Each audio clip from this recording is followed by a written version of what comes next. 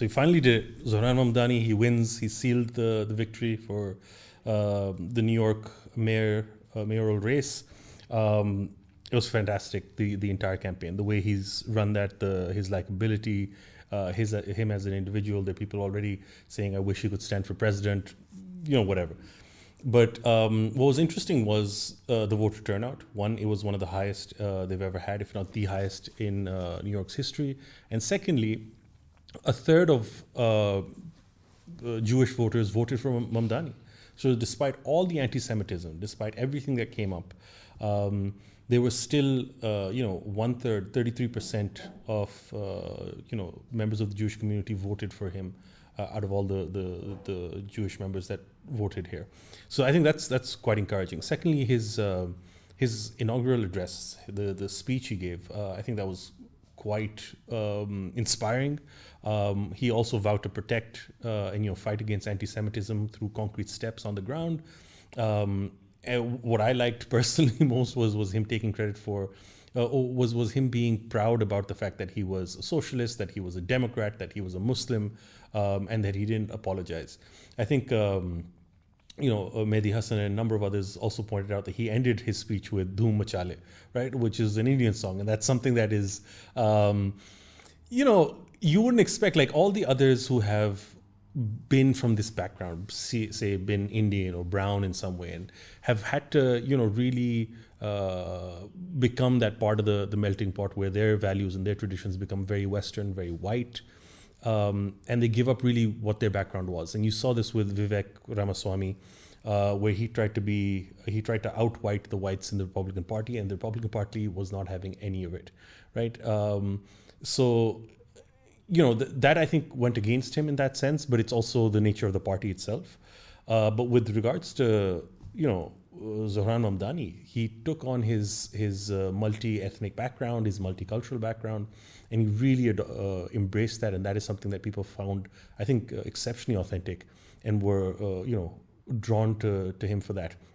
The second thing is that he's demonstrated through the energy that he's put into this, that he really wants to get something done, and not something, but like a lot done for New York, and really change the way politics is done. I think people are sick and tired of the way that politics has been done, especially in the city of New York, which has always been, in the news. It's always been the New York mayor is someone who is at par with some of the biggest politicians in the country. It's a very important position to be in. And I think he's going to bring about a lot of things. The biggest issue out of all of this is that a city that suffered 9/11, that has gone through some of the worst Islamophobia in history, where Muslims and even Sikhs, because of their turbans, were humiliated and suffered violence at times. There, after 24 years or so, they've elected a Muslim mayor. I think that says a lot about the tolerance of the people of New York. Also recognition that, there is a difference between a terrorist and a Muslim. And despite the campaign that was fought against him, the dirty tactics that Cuomo used, the people of New York really stood by him. And I think that is something that is great. Generally for US politics, I think it's great to have somebody on the left, some progressive who's be able to infuse so much energy into his base. It's difficult to see. And then the margin, he won by I think 11 points or so, which is brilliant. I mean, defeating a traditional legacy guy like Cuomo with that many points, I think is massive. So really happy that he's there, and I hope he can be able to make some actual change in there.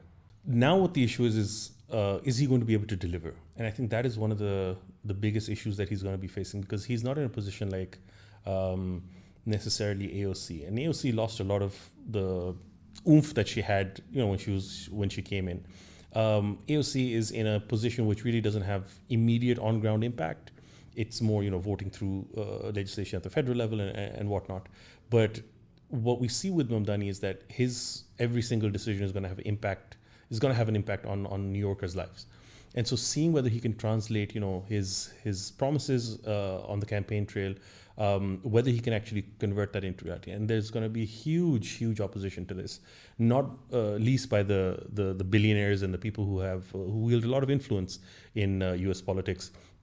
not least by them, but by so many other factors. The bureaucracy is going to be against him initially, and there's going to be a ton of other issues that are going to. Trump himself has, said that he's going to cut federal funding to New York. I don't know if he can do that, but the threat, we've seen him go through a number of such threats globally, not just for the U.S. And so it's really troubling from that perspective to see a guy like him, and he's not taking it lying down.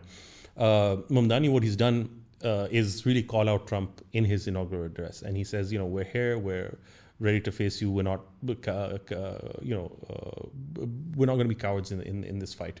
So it's interesting how that's going to play out. I just really hope he doesn't go down that route, the AOC route, or where it was all this aura that was developed during the campaign trail. It was all hype, and in the end, nothing was really done. And I think that would really, really sap the hopes and the desires that a lot of young Democrats and people who want to vote progressive will have in the U.S. The revolution will be live.